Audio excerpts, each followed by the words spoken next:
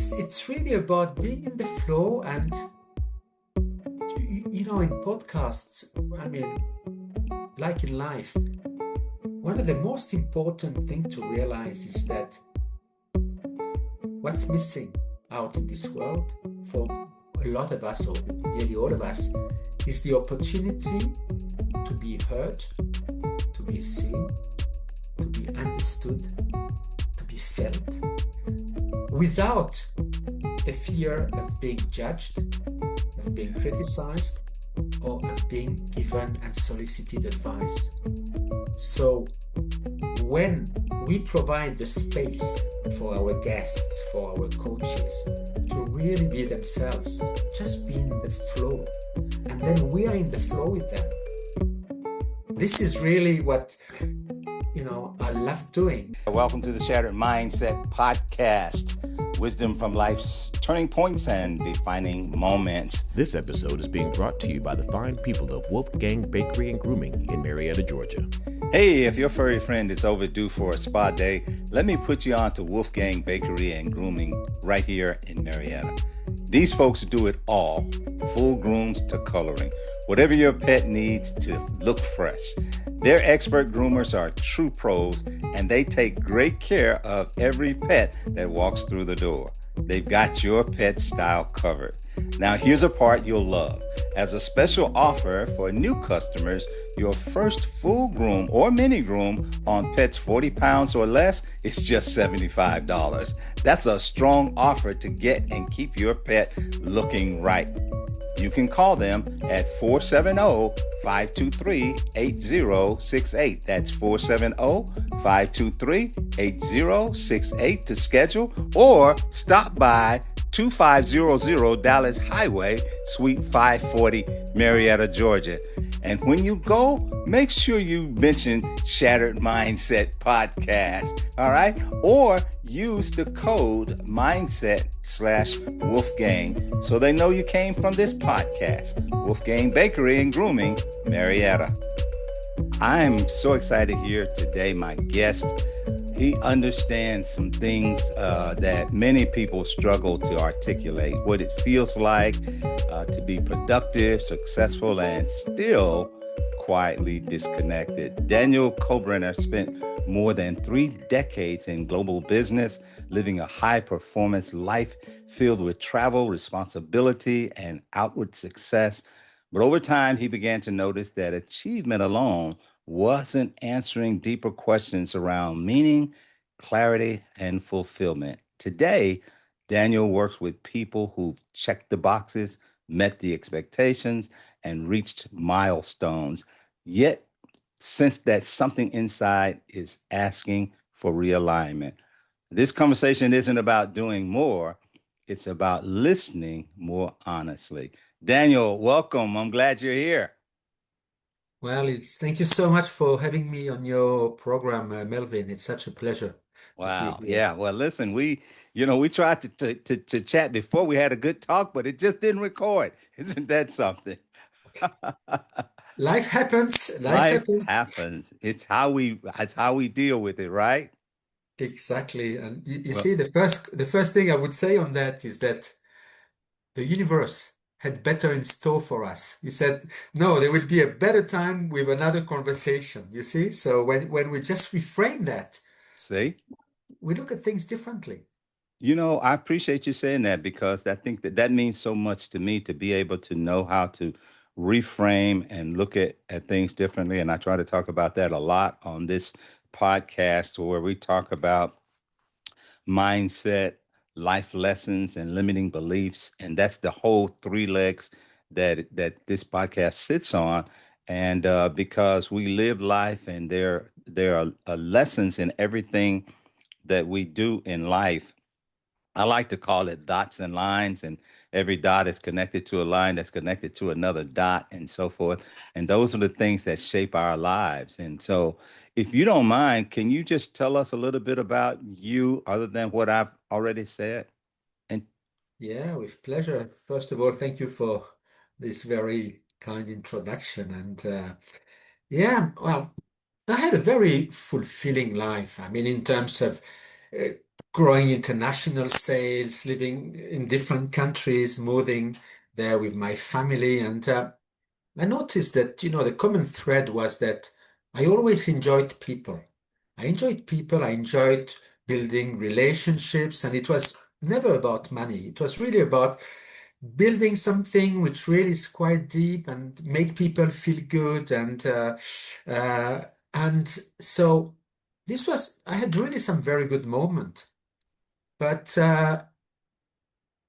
I realized at the end of this career that sometimes I lost a little the connection, for instance, with some of the companies I was working with. I think some things, for me, I'm very much about fairness. It's very important to look well after, people, and things have really to be fair. And if it was not the case, and sometimes, if my company wanted to do things which really was not aligned with, I would fight on the side of the customers, just like, because I would do what I felt is right. But anyway, and I saw that some of the people I was working with, there was not this alignment. And then during the pandemic, I started listening to people online. It was business coaches, it was life coaches, and it was really the first time I had this opportunity to do that. And first of all, I realized that, when I listened to them, that without knowing it, I had really coached people all my life because I always wanted people to get the best out of themselves for themselves and people to thrive, and I wanted to empower people. But on top of that, some of these coaches and were very spiritual, and this was something I was not at all familiar with. You see, people started talking about the universe as your back, the law of attraction, the quantum field. All that was like, wow, I didn't know about that. And why didn't I know? Because the way I was brought up, I had wonderful parents, really wonderful, but very, particularly my dad, engineer, very down to earth, everything which was like not science based, didn't really have a space there. And I realized that I didn't know better. But when I started listening with curiosity to people and to new concepts, I got really interested, and it resonated with me. And this Mm, is how my life started changing. So just to finish about the question, I realized that actually I loved coaching people, I loved helping people, I loved speaking on podcasts as well. And now I've got as well my own podcast. And it's really about, wow, this is really what I want to do for the rest of my life. It's what wow. I really want to focus on, that, to focus on making people feel good. And it's really individuals. And because I transformed my life a lot, I had a coach, and I didn't realize the blind spots I had. And when I Yes. realized this, and when I changed a lot, I thought, wow. And this is why I got trained as a coach as well. And I became one, and this is what I'm doing now. That's excellent, and congratulations on your podcast. You've been doing that for a year now, and so that's phenomenal. Congratulations on that. And looking back, it seems like you were driven a lot by your curiosity and such. But what was it, more curiosity or necessity? I mean, before your career, the coaching and the work that you're known for now, what was the environment that you grew up in? And you told me a little bit about how it was, but how do you think it shaped you?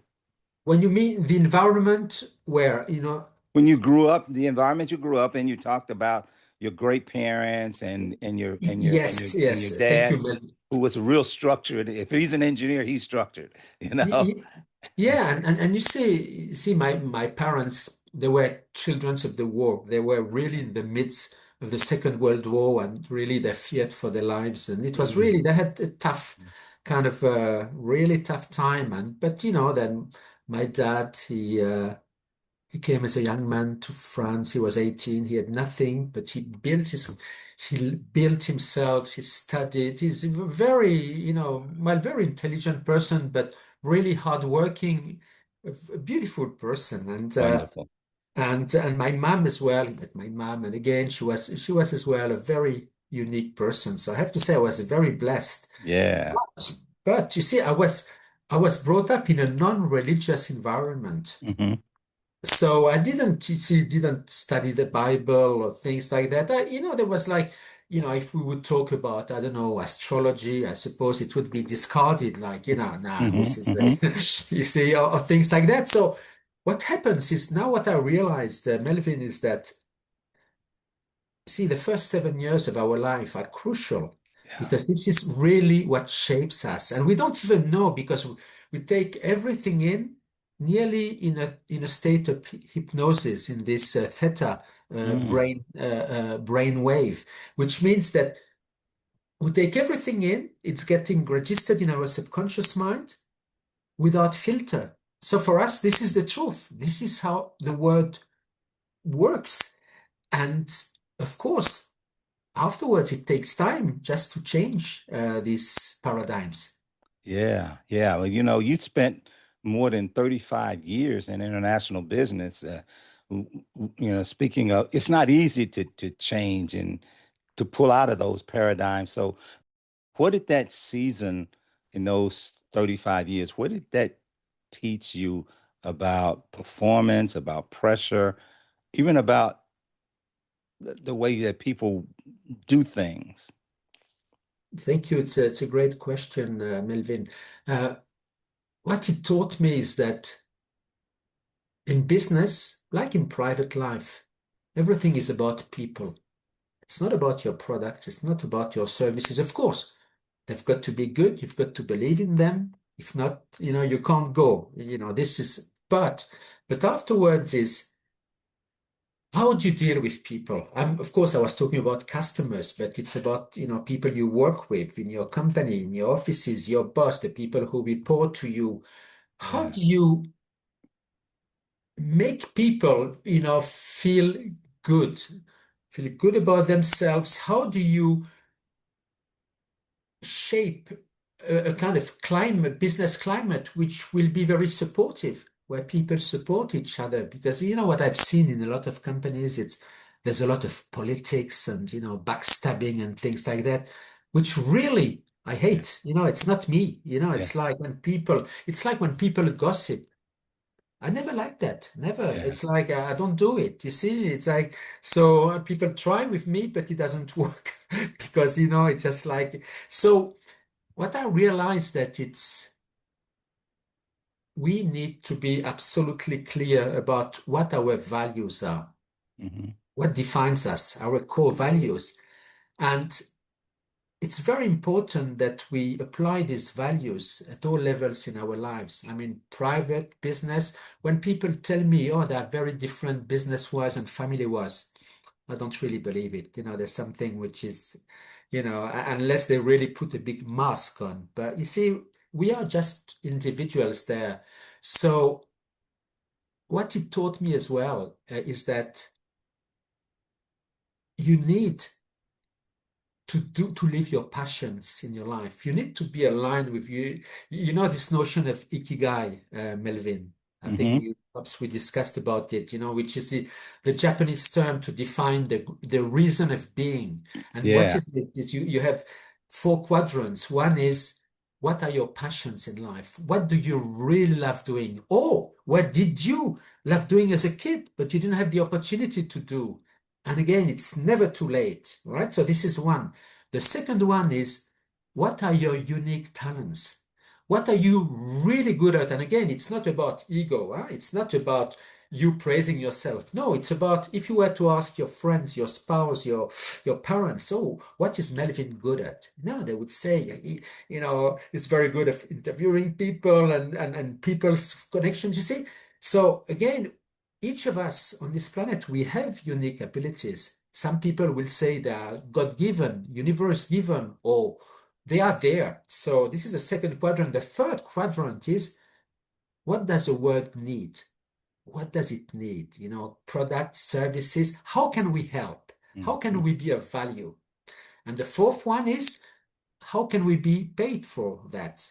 Paid can be obviously money, which is in a salary, etc., but it can be as well in being rewarded, uh, as being fulfilled. Imagine you help with a charity and you serve meals to people, and again, you don't get any money, but you are so happy to be able to help. So you see, when you cross these four quadrants, which are, what do you love doing, what you are really good at doing, what you can bring to the world, and what you can be paid for, you cross them together, and the crossing is the ikigai, which is the reason, purpose of life, the reason for being, which I think is a beautiful expression. So all this, well, I mentioned that because sometimes we need to take a step back and think, what's our purpose in life? Because if we don't have a purpose, we live our lives like headless chicken. We just, Yeah. and we are never fulfilled. You know, that's so good. That's so good. You you lived a long life, had a long career, but during that career, obviously, there were things going on because big life changes, they often start quietly inside, of us before they manifest themselves outside. And sometimes, we you talk to the same group of people, probably 35 to 50 that I talk to a lot. And so there's a lot going on there. And sometimes we've lived long enough to know what work life is like. We've uh, lived long enough to say, so is this it? What else is there? We've lived long enough to say, hey, things are changing in my mind, in my body, and everything. And so as we think about those things, what were some of the early signs that something inside you was really changing? See, I realized that one of my saboteurs, and you see, now I'm a mental fitness coach, so I'm helping people, Hmm. dealing with these saboteurs. But one big one, I was a perfectionist. But you see, and I thought it's great, to do things great. But no, I mean, it's like it was overdone. There was no need. It was perhaps I needed validation from others and things like that. And I wasted a lot of time and energy in my life for nothing, chasing imagine I would run a promotion and I would already have 80% of my customers signing in. I would go for the other 20%, but it would be painful, it would be a waste of time, and very often it wouldn't bring results. Because you see, now, and this was draining, Melvin. This was draining. What I realize now, that life is not about chasing. Life is about attracting. Hmm. And That's it's, excellent. yeah, and you see, it's why. So there was these things, and even there, another thing, quite important to our listeners there. I put a lot of time for the various companies I was working with, a lot. But you know what? You realize companies are not always grateful. You can put time when it's great for them, it's good, and afterwards they forget about you. And you see, going if I had to do it again, I would have spent more time with my family. I would Yeah. have with my friends. I would have looked after myself as well. Not on a selfish point of view, but I realize as well that in order to be the best version of myself towards the outside world, I've got to be good with myself. I mean, it means I have to look after myself physically, spiritually, mentally, emotionally, all that. You see, I knew something was missing. I knew the balance was not great. Yeah. And this was one of the elements, Melvin. I used to talk to my son, who was like an excellent athlete. He played semi-pro football and so forth. And he would always talk about, the coach this, the coach that, the coach this, and his loyalty to the coach. And I said, well, I think it's great that you have that heart, but you also need to think more about you because you're only as good to the coach as your next long injury. You know, I said when you get injured and you can't play, you're done, partner. You know, so you have to really think about the other aspects of life. And in that vein, you talked about the saboteurs. Can you just talk a little bit about maybe what those saboteurs are? You mentioned one. Absolutely. And again, this is my passion as well. And so there's a program, it's called Positive Intelligence. And this is my program is based on this. And what are the various saboteurs we have? And first of all, what is a saboteur? It's a program running on autopilot in our minds, since we were a child. And these saboteurs, first of all, they are strength. They are strength which we use as very young children to protect ourselves. It's like survival mode. But afterwards, the problem is that when we don't understand that, we abuse and overuse them and they become weaknesses. So the first one, which we all have, is called the judge. What is the judge? The judge is we judge ourselves. Oh, I messed up. I'm not good. I can't do anything. Right. The way we talk to ourselves is very important. But then we judge others as well. See what he's done. And this is when you gossip and when you're really not nice with people. And we judge circumstances. Oh, the weather is bad today, so I'm not in a good mood. You see? It's really the master saboteur, but this saboteur has something like 9 accomplices. Mm. Who are there? Perfectionist. I mentioned the stickler, wanting to do everything good. And where does it come from? Perhaps as a child with thought, or even if it's not right, that we were loved if we had good marks, for instance. So imagine if you start thinking like, oh wow, it's conditional, right? So automatically you think, oh, I'm going to work very hard. I'm going to do always great so that I'm praised. You see? So again, this could be a reason for that because everything is linked to emotions. So this is one. The controller, Mm. controller, they want to control everything and everybody. And so it comes from a strength. Oh, I want things as well. Well done. I want to make sure it's good, right? Okay, there's nothing to say with that.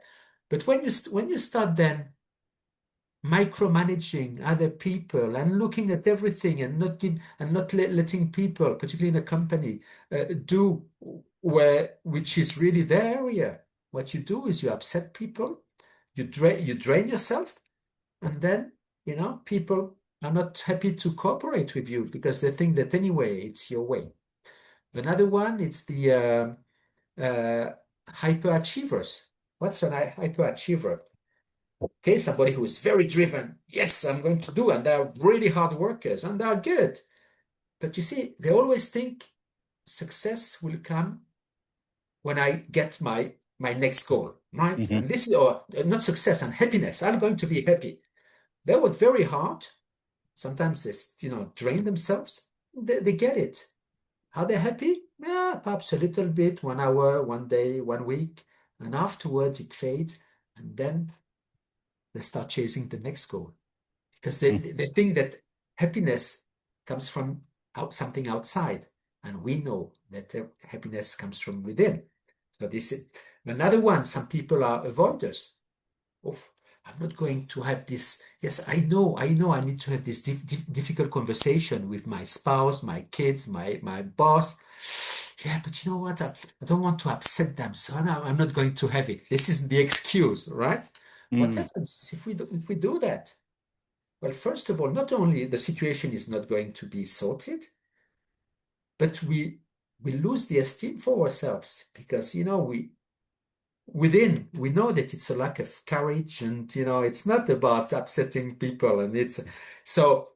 And again, how do we deal with that? Some people are hyper rational, Mm. have a great brain, great IQ, not so they know everything, but they don't have emotions, so they do everything. Okay, it's everything in their head. Yeah. If people are not good enough, they are a little arrogant and just like, and they don't understand people's feelings. So again, there can be a huge disconnection. You can have somebody with a set, intelligent, on a theoretical point of view, but in Mm-hmm. life, this is not what's bringing you the results.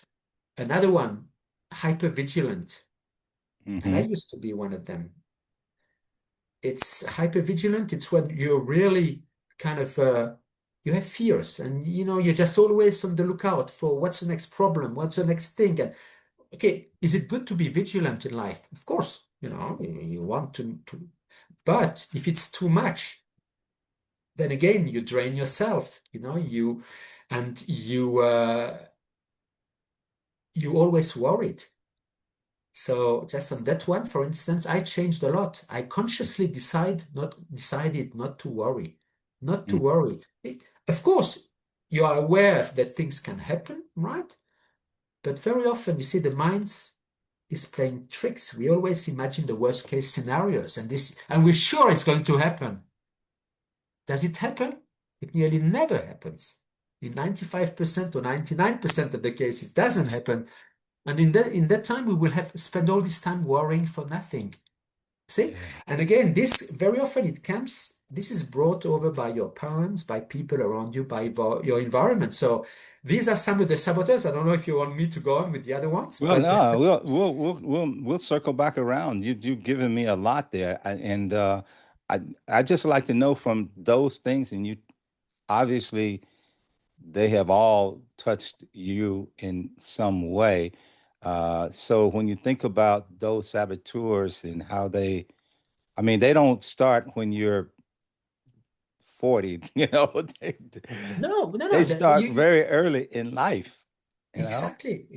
And you see what happens is again, you very, very early in life. And what happens is what we realize by default, the way we are wired, because 95% of the thoughts they come from our subconscious mind. So we repeat the same patterns. We Hmm. repeat the same errors. We meet the same people. We have the same problems over and over and over again.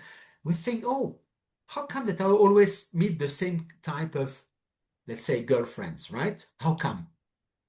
Oh, it's unbelievable. I always do that. No, it's not, because we attract who we are. We don't attract who we want. And this is very important for everybody to understand here, is that we vibrate a certain emotional level. And Yeah, there is a scale of emotions. You are aware, of course, Melvin, the scale of Hawkins. yeah, And then if we want to change, if we want changed around ourselves, as Gandhi said, we need to change, we need to become the change ourselves. exactly. So when you think about change, there's a there are levels to change. Some changes are flips night and day. Some are evolutionary, and we grow into them.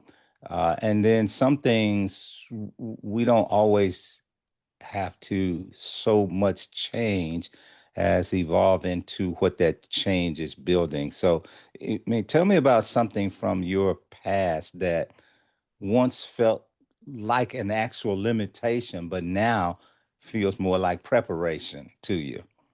Well, thank you for this great question. So I'm going to go back to perfectionism. You see, in perfectionism, I used to prepare tables and to measure everything and to have these Excel sheets, and it's spending time filling them. And for what? You see, I thought it was great. I had all the things, and now I stopped doing it. Of course, I do it. You see, I learned there's a very important rule in life. I mean, it's called the Pareto rule. Pareto, we eight, you know. It's called the 20 80 80 20. 10. 80-20 Yeah. exactly. Is that, for The instance, of Pareto rule. course, Yes. if you've got, think about your priorities Yeah. and just define what are the 20% more, the 20% more important will actually will will define 80% of your results. Right. So when you concentrate on really you make a list, and because you cannot prioritize everything, you get them right, and then this is where you really put your efforts. And see, the other things, have trust as well. And this is what changed so much with me as well, is that I've got much more faith actually than what I ever had before. Mhm. And this is, and again, this is for my spiritual, it has been my spiritual journey. And one thing, I don't know if I mentioned it last time, but it changed a lot as well in my life. And this was this year, is that after I got to really interested in Buddhism, in different spiritualities, and I started studying Kabbalah. Mhm. Kabbalah is very interesting. It used to be, I mean, centuries ago it was called Jewish mysticism, but now it's open to everyone. And for instance, Madonna, she's very famous for studying Kabbalah since the 1980s. And this is really like personal development, which is at a very kind of high level. And it's so interesting because it's like universal wisdom.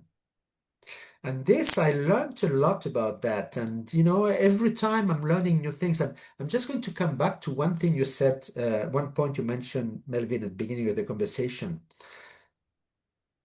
And this is actually one of the saboteurs. One of the saboteurs is called the victim. The victim is, oh, why is it always happening to me? I'm the poor person. It's terrible. Look at what life is throwing at me.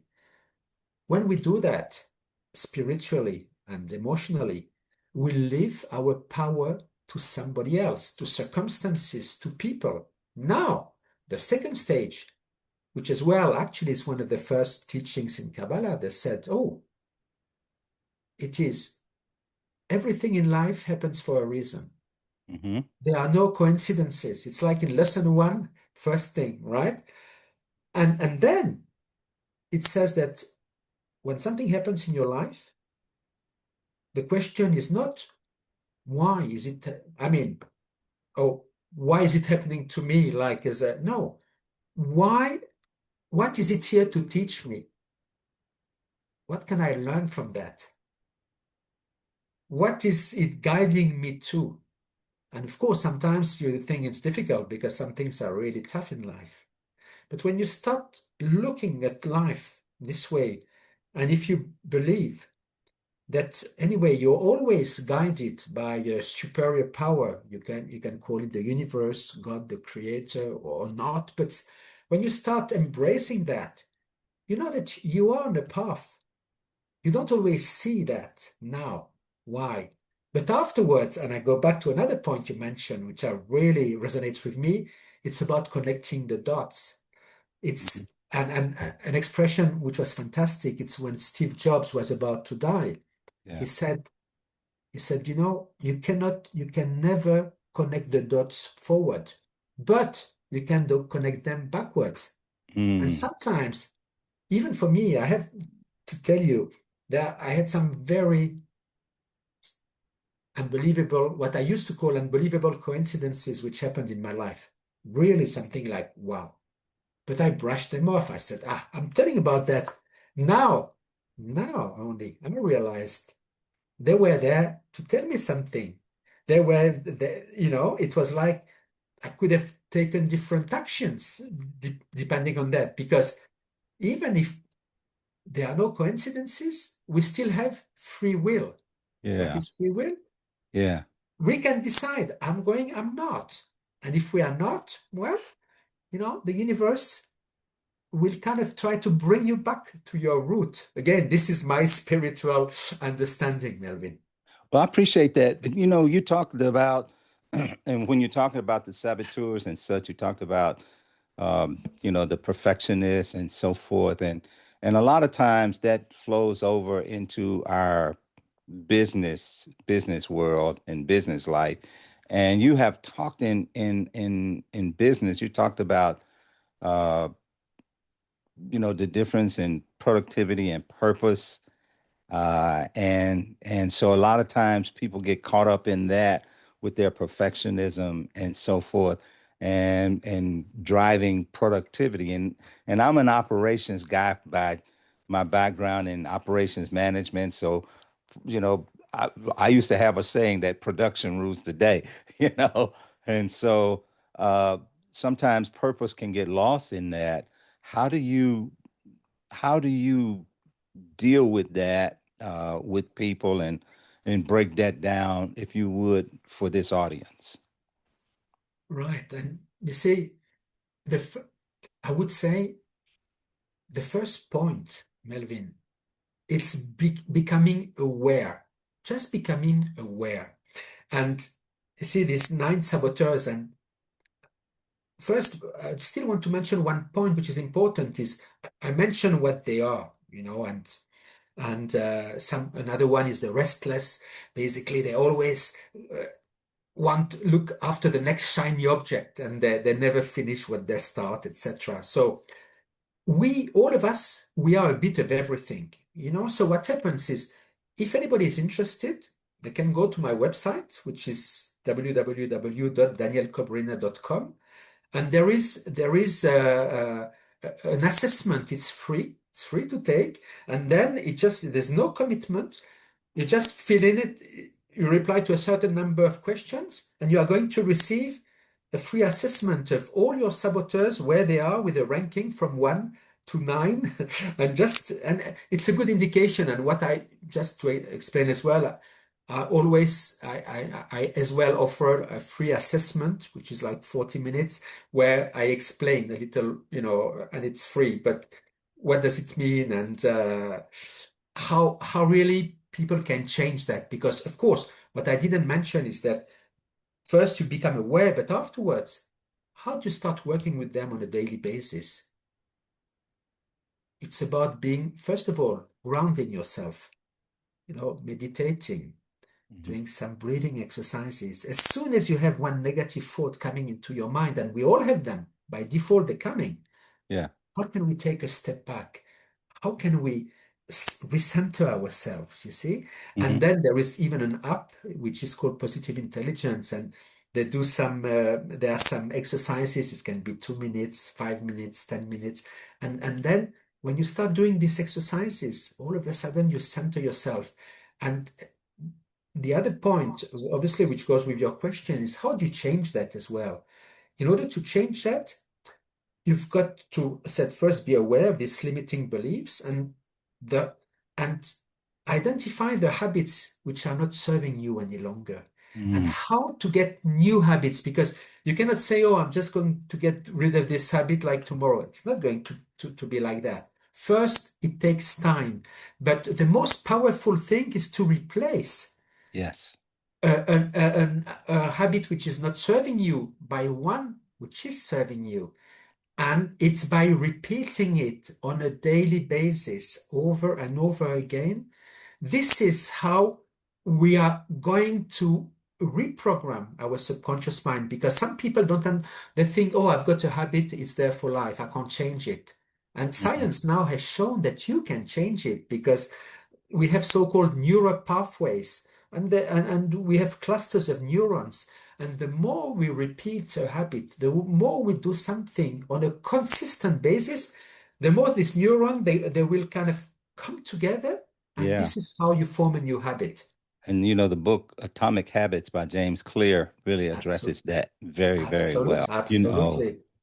Absolutely. As we think about how we think and how we act and how we do things, sometimes um, another area when we talk about perfectionism and productivity, it translates into procrastination, And I know that you talk a lot about procrastination and coaching people on breaking free from it, especially entrepreneurs that are over 40 and so forth. So, can you just maybe in your experience, tell me what's really hiding behind procrastinating? Well, there are different, it's a very good question. Thank you. So one, of course, there's a fear of failure. Oh, what about if I fail? It's terrible, because failure is, what are people going to think? What are going so? But another one, which is strange because it's like the opposite, but fear of success. Oh, what about if I'm successful? It's going to change life, and what are people going to say? And you see about this. Uh,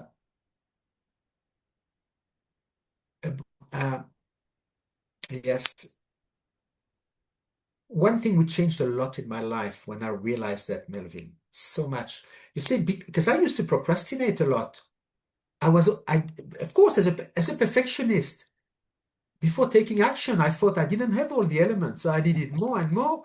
And you know what? You need so much that you don't do that. So, so what happens is now, you see, I used to believe before I went into coaching and all that, that it's it's knowledge which are going to bring you, and knowledge and clarity which are going to lead you to the right actions. And now I realize it's exactly the other way around.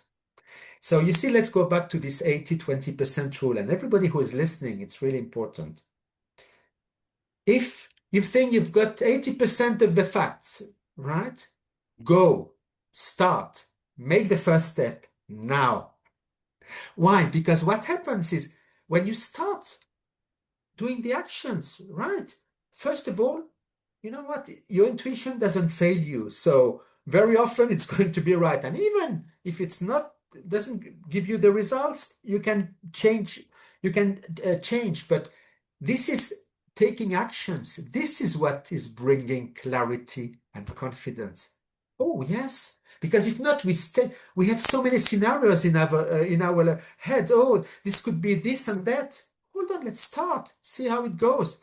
Don't start worrying about things which are not going to happen. So what changed with me is taking action. It's Yeah. really and it's we start with small steps. As you know, the somebody said that. Do you know what's most important when you want to run a marathon? Well, it's the first steps you take, and then the first mile. And it's breaking it down. It's something which is feasible. It's something which is realistic as well. And this is when afterwards, when you are in the flow, you don't even think of, oh, I'm going to stop. No, you are there and you go on. Well, I talked in a podcast not too very long ago, and I talked about procrastination from an emotional perspective versus laziness perspective, because that's the way it's labeled often. Can you maybe talk to that? I can see that I struck a nerve there. Absolutely, of course, Melvin. You see, thank you for mentioning that because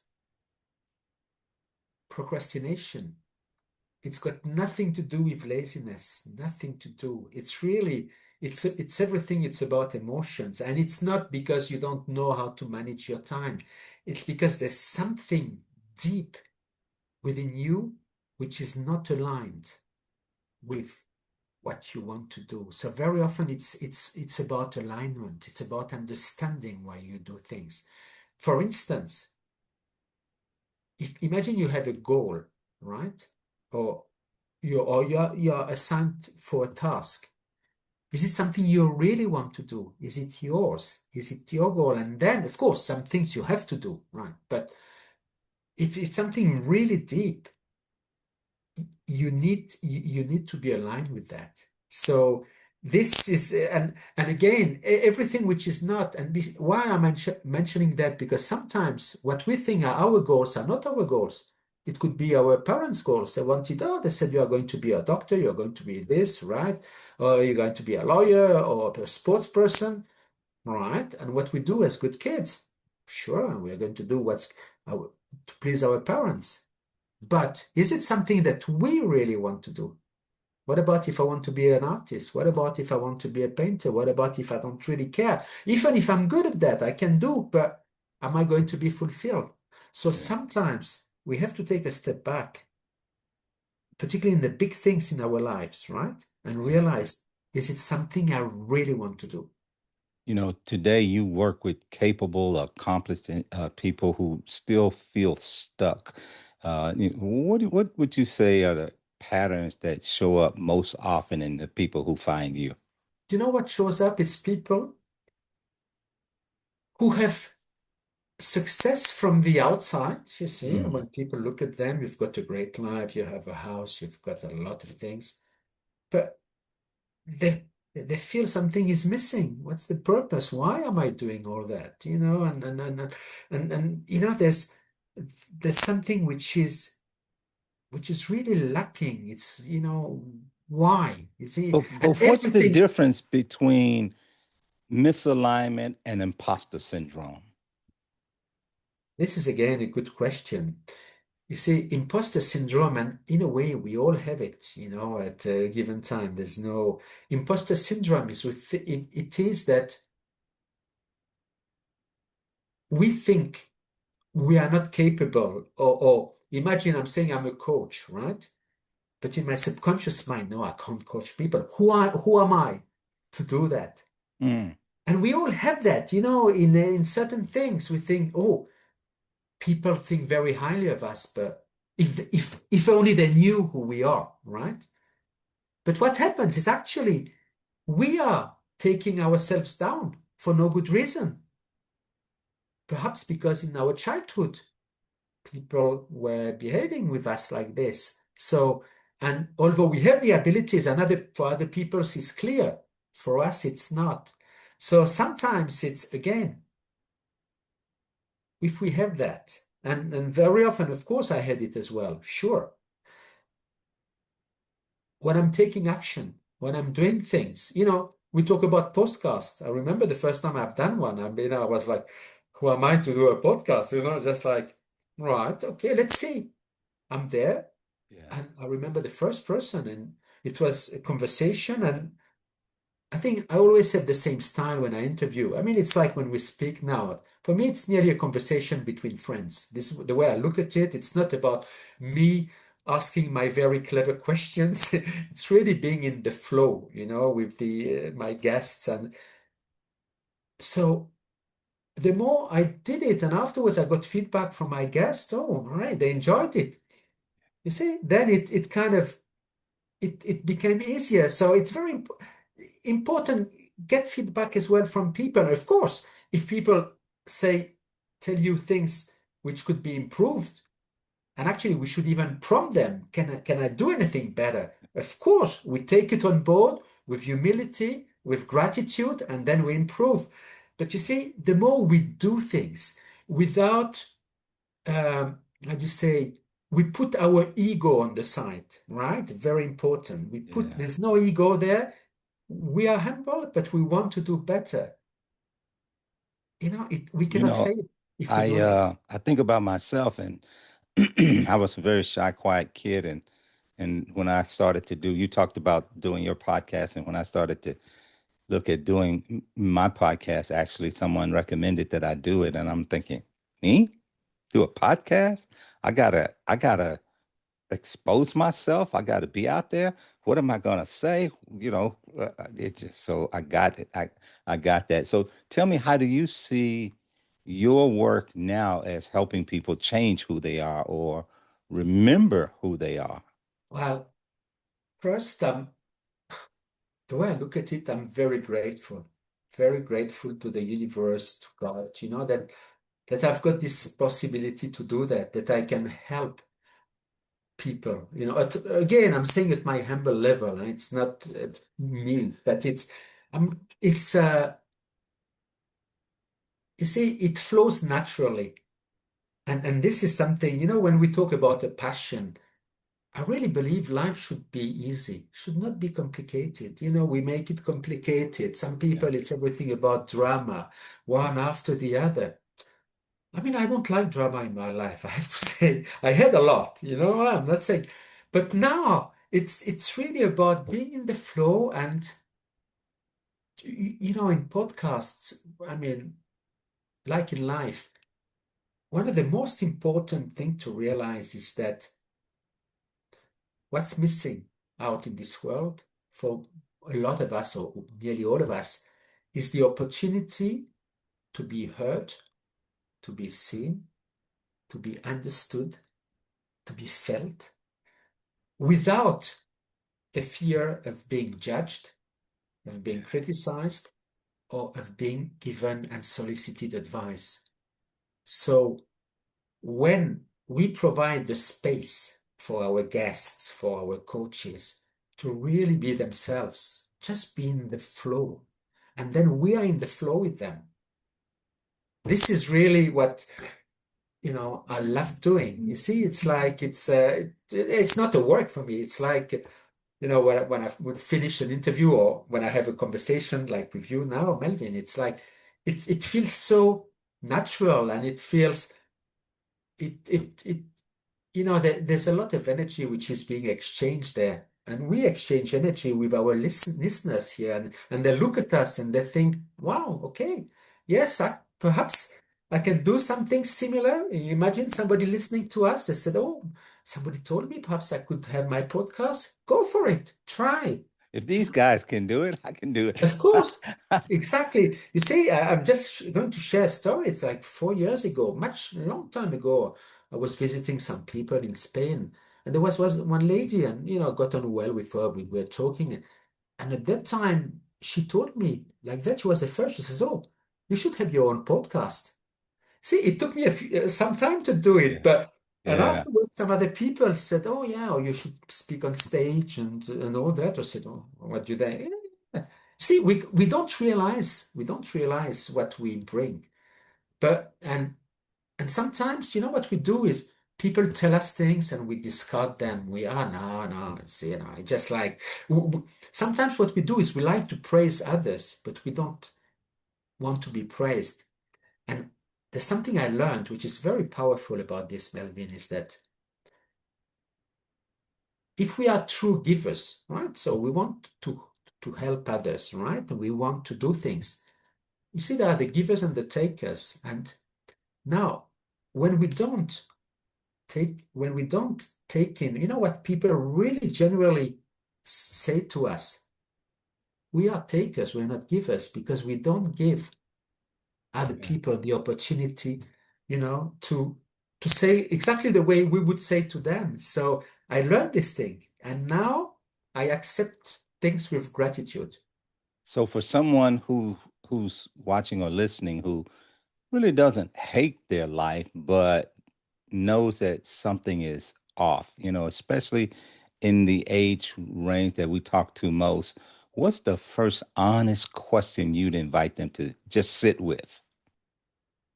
Am I living the best life I can? Am I honoring myself? Am I valuing myself the way I am? Am I happy to still continue to to play small? Yeah. A lot of the people that we talk to are are or have been high performers, and they've just been driven and go-getters and so forth. But how do you really define growth now compared to how you defined it earlier? Growth first is being versus doing, right?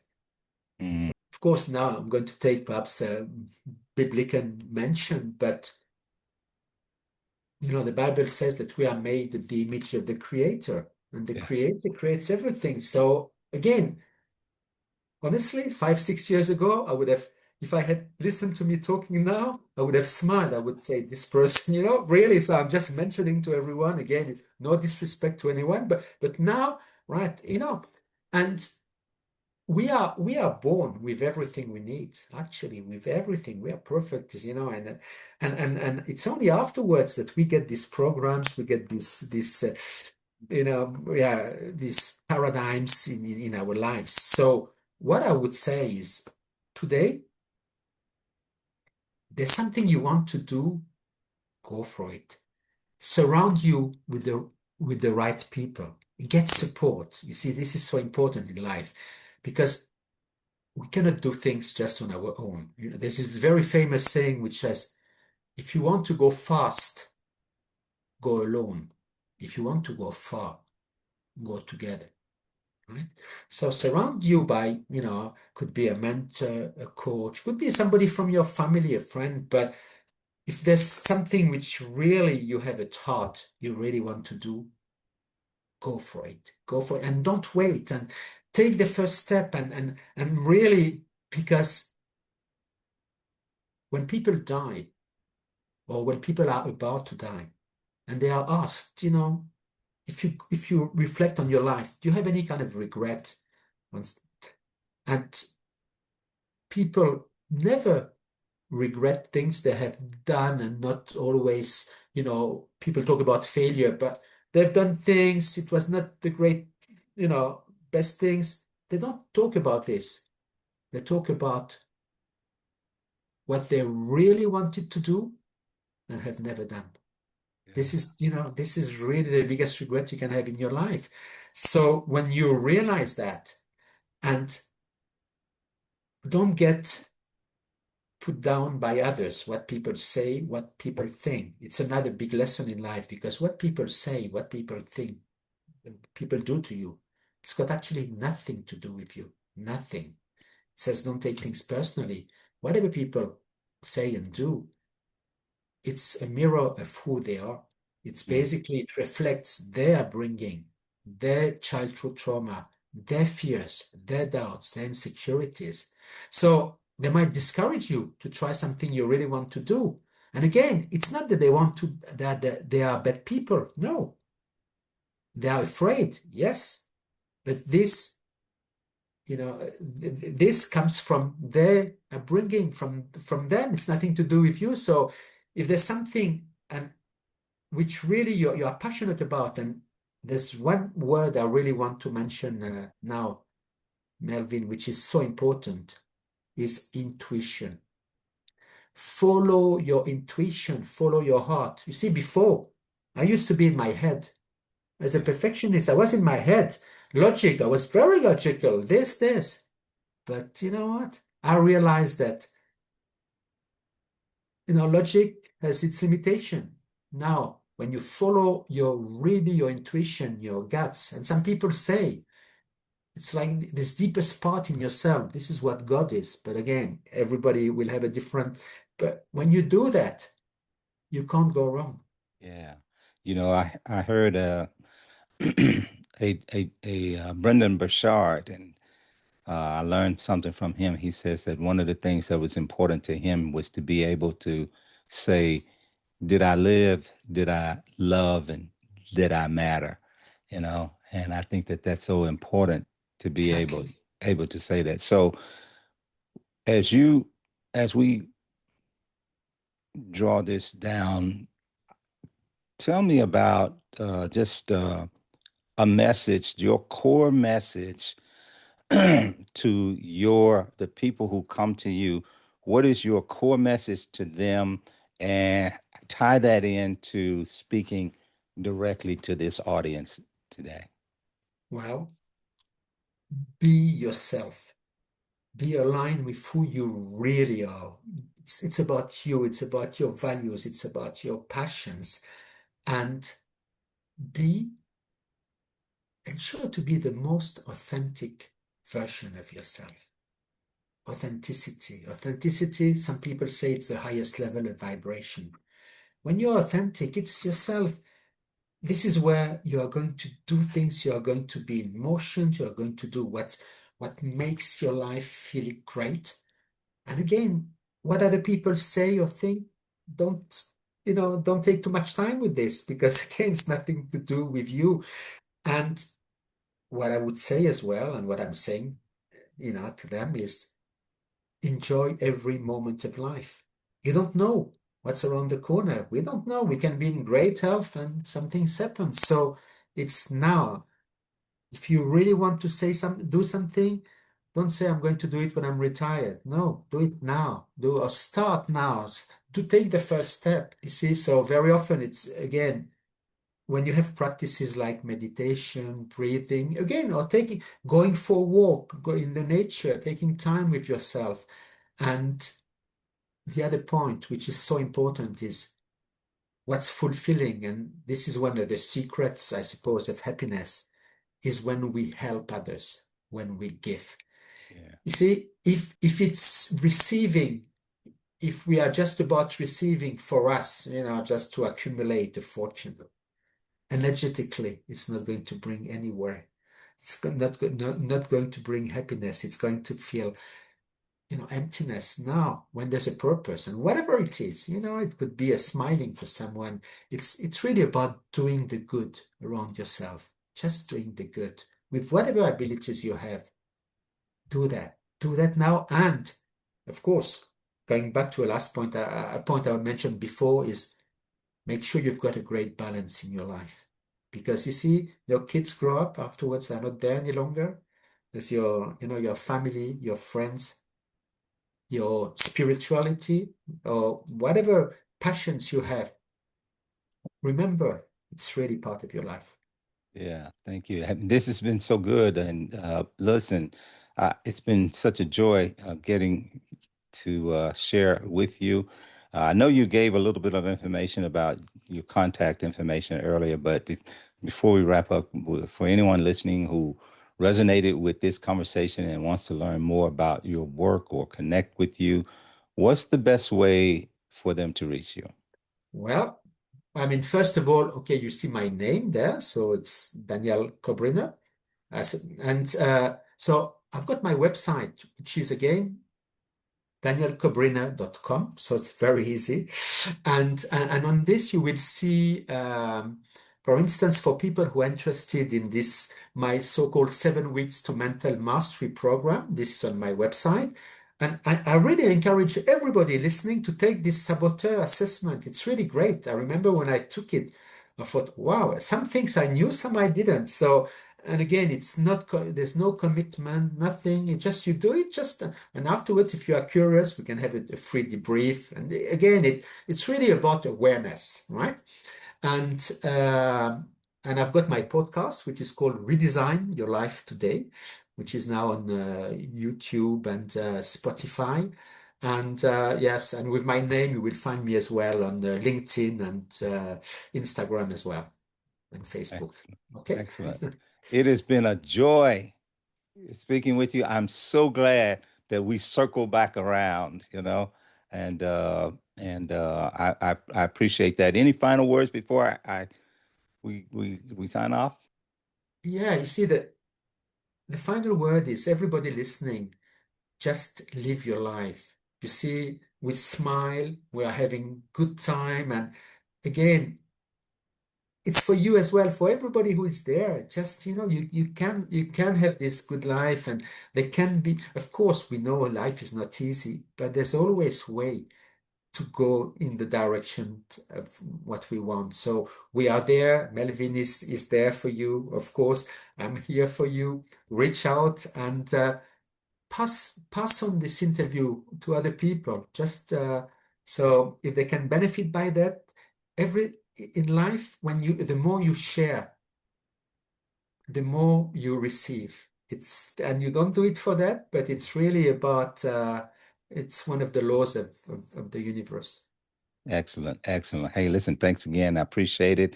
And so, hey, folks, listen, it's been just a joy talking to Daniel Kobryner today. And listen, until next time, keep adapting, keep adjusting, keep reaching for those higher horizons. We'll see you the next time on the Shattered Mindset podcast. Take care, take charge, and God bless.